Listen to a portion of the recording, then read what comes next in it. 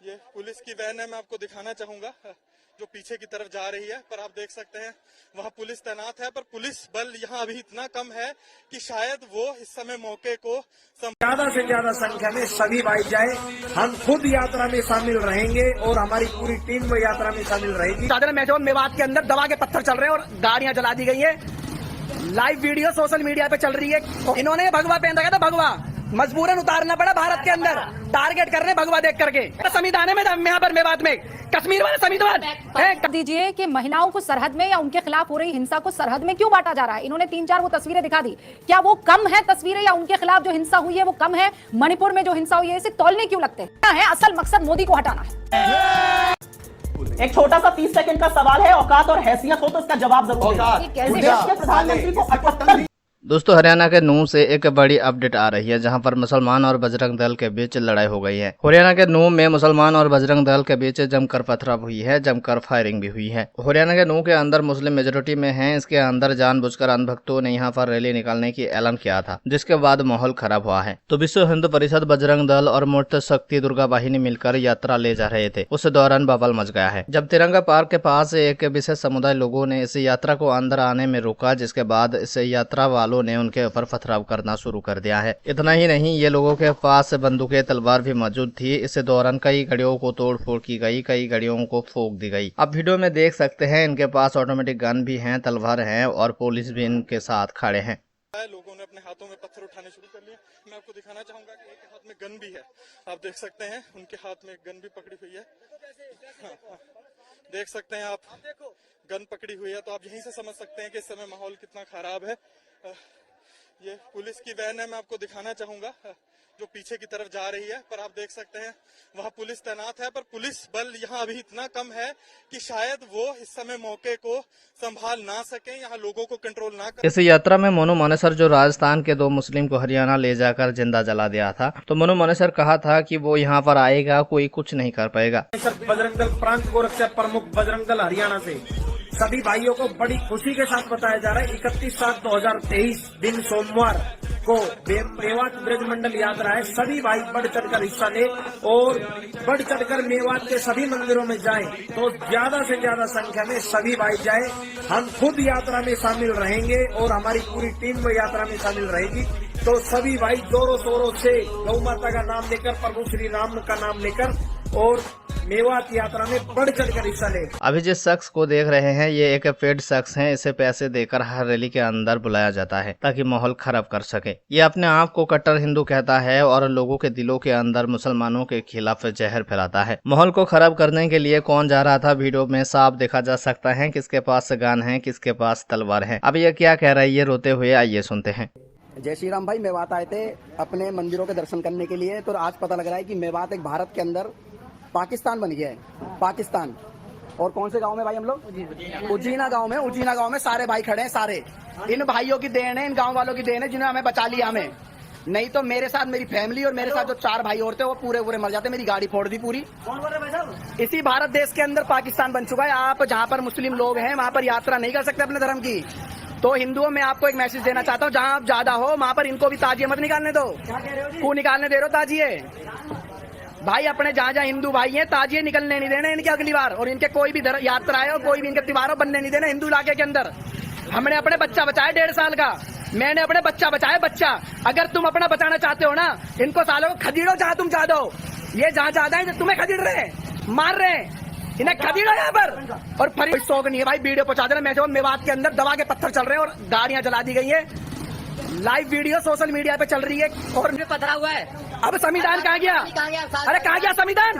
तुम्हारा वो कश्मीर वाला संविधान है। मैं यहाँ पर मेवात में कश्मीर वाला संविधान है। कहाँ गई तुम्हारी पुलिस? कहाँ गई तुम्हारी आर्मी? कहाँ गई?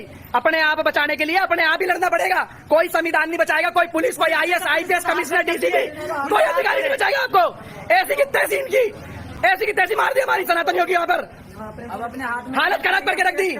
डर के चारों तरफ फंस गए मेवात में। तीर्थस्थान पे भी जा सकता है मेवात। दोस्तों, मणिपुर मामले को लेकर पीएम मोदी को 10 तारीख में संसद में जवाब देना था, लेकिन अब ध्यान से देखें उससे पहले 3 बड़े घटनाएं हो गया है, जिसका खुलासा प्रोग्राम मिश्रा ने किया है। सरकार ने राजस्थान और छत्तीसगढ़ के पीछे मुंह छिपाने की पूरी कोशिश की, लेकिन छिपा नहीं पाए। अब जब 10 तारीख को संसद में मोदी जी को विपक्ष ने अविश्वास प्रस्ताव के जरिए घसीट लिया है, उससे पहले देश में 3 बड़ी घटनाएं हो गई। वो 3 घटनाएं क्या हैं और किन किन राज्यों में हुई, ये भी दिलचस्प है, और क्यों 10 तारीख से पहले ही हो रही हैं, एक एक करके आपको बताऊंगी। दोस्तों, पहली घटना होती है ट्रेन में। गोदी मीडिया का बहकाया हुआ आरपीएफ का जवान 4 लोगों को यह कहते हुए मार देता है कि हिंदुस्तान में रहना है तो मोदी योगी को वोट देना है। दूसरी घटना होती है हरियाणा के नूह में। 2 समुदाय के बीच टकराव हो जाता है, 5 लोग मारे जाते हैं। यहां पर एंगल क्या है? हिंदू मुसलमान का एंगल, जो कि मणिपुर में नहीं मिल रहा था। तीसरी घटना होती है यूपी के बरेली में। बरेली में कांवड़ियों ने जबरन मुस्लिम बस्ती से कांवड़ ले जाने को लेकर के बवाल किया। और क्रोनोलॉजी समझिए, जिस प्रभाकर चौधरी नाम के एसएसपी ने जान की बाजी लगा करके झगड़ा होने से रोक दिया, हिंसा होने से रोक दी दोस्तों, उस एसएसपी को बरेली से हटा दिया गया। राजा की 10 तारीख वाली संसद में पेशी से पहले हो रहा है। एक और क्रोनोलॉजी समझिए, कोई लूप होल सामने ना आने पाए, इसलिए ये तीनों घटनाएं जहां जहां हुई उन राज्यों के नाम जानेंगे तो आप सारी क्रोनोलॉजी आराम से समझ जाएंगे। ट्रेन वाली घटना जिस राज्य में हुई, उस राज्य का नाम है महाराष्ट्र। यहां पर सरकार किसकी है? भारतीय जनता पार्टी की। बरेली में कांवड़ियों और मुस्लिमों का झगड़ा रोक देने वाले एसएसपी का ट्रांसफर किस राज्य में हुआ? यूपी। यूपी में किसकी सरकार है? भारतीय जनता पार्टी की। मेवात कहां पर है? हरियाणा में।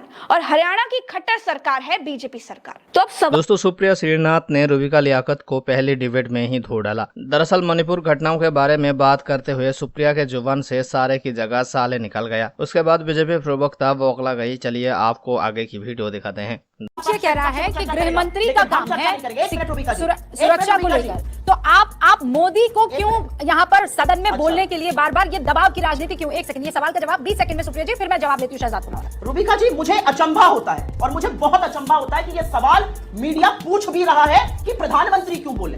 इस देश के चुने हुए प्रधानमंत्री है ना, वोट मोदी जी के नाम पर पढ़ के आपने सरकार बनाई है ना। कोई कुछ नैतिकता है, कुछ मर्यादा है, कुछ संवेदनशीलता है, कुछ जवाबदेही है इस देश के लिए। कोई जवाबदेही है मणिपुर के लिए? मणिपुर में जाकर कहते थे पहले की सरकारों ने बर्बाद कर दिया, कोई सुन नहीं रहा। अब तो आपने मणिपुर को गूंगा बहरा करके छोड़ दिया, आप नहीं सुन रहे। मुझे गुड़ा पर जिनको आपने बर्खास्त कर दिया, निकाल दिया अपनी पार्टी से, उस शख्स ने तो महिलाओं को लेकर ही बात कही थी ना, क्यों ऐसा किया आपने? पहला सवाल। मैं आपसे एक सवाल काउंटर पूछती हूं। आपको लगता है कि राजस्थान, बंगाल, बिहार, छत्तीसगढ़, किसी की भी सिचुएशन मणिपुर से कंपेयर की जा सकती है? क्या राजस्थान में कानून व्यवस्था ध्वस्त हो गई है?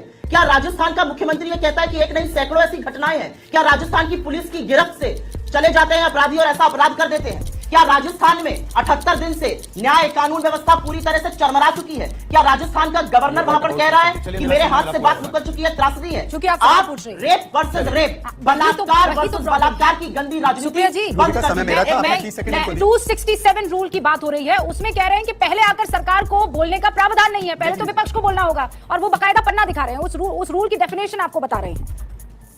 तो सदन में बैठे हुए सारे सांसद जो है वो पूरी तरह से मूर्ख है। एक यही विद्वान आ गए हैं सदन में जो बैठे हैं। ये भाषा है कि सांसदों को साला कहा जाए। नहीं, सांसदों को साला कहा गया यहाँ पर। अरे स्लिप ऑफ टंग है, मैंने सारा कह रही थी। आपने साला कहा है। अरे शहजाद पुराना स्लिप ऑफ टंग है, नहीं स्लिप ऑफ टंग है भाई। मैं तो एक ही बात कहती हूँ कि इस व्यक्ति को सब कुछ पता है और सदन में बैठे हुए जितने सारे सांसद हैं वो महामूर्ख हैं, वो उठाईगिरी के चूल्हे हैं। इनको भेज दीजिए सदन, ये चलाएंगे सदन। यहाँ कर्रा लेकर आ जाते हैं। सांसदों को क्या पता है? बेचारों को कहीं से आ गए, उनको ना नियम पता है ना कानून पता है। खड़गे जी तो 10 बार के चुने हुए जनप्रतिनिधि है ना, वो खड़े होकर बोलते हैं और कहते हैं कि 50 एप्लीकेशन आपकी आई है रूल 267 के लिए, आप उसको एक्सेप्ट क्यों नहीं करते? जब मैं बोलना शुरू करता हूं मेरा माइक बंद कर दिया जाता है। ये तो उनके आत्मसम्मान को आप ठेस पहुंचा रहे हैं। एक व्यक्ति है, सांसद है, नेता प्रतिपक्ष है, उसको आप बोलने नहीं देते हैं। ये आपने संसद की कार्रवाई करी हुई है। और एक बात की 100 बात है। देखिए, एक बात का जवाब दीजिए, आप भी दीजिए, भाजपा भी दे। क्या Narendra Modi as prime minister of India को इस देश के सदन में बोलना चाहिए या नहीं चाहिए? वो क्यों भाग रहे हैं? और मैं 2-3 बातें, क्योंकि लगातार राजस्थान की और छत्तीसगढ़ की और यहां वहां की बातें हुई, इस देश ने पहले भी प्रधानमंत्री देखे, कोई